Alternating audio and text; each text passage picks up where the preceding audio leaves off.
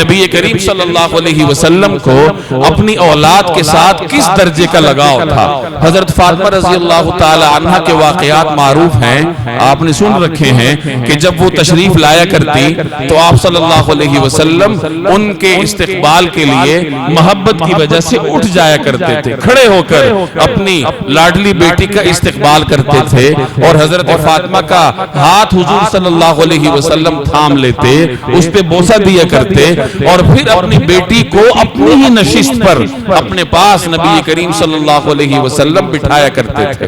اور حضرت فاطمہ کے صاحبزادوں کے ساتھ نبی کریم صلی اللہ علیہ وسلم کو جو لگاؤ تھا، جو محبت تھی، اس کے واقعات آپ سنتے رہتے ہیں، معروف ہیں۔ نبی کریم صلی اللہ علیہ وسلم کی اولاد میں آپ صلی اللہ علیہ وسلم کی ایک ایک صفت ملے گی۔ حضرت فاطمہ رضی اللہ تعالی عنہ کی شباہت نبی کریم صلی اللہ علیہ وسلم کے ساتھ اس قدر تھی کہ راوی کہتے ہیں کہ حضرت فاطمہ رضی اللہ تعالی عنہ کی چال،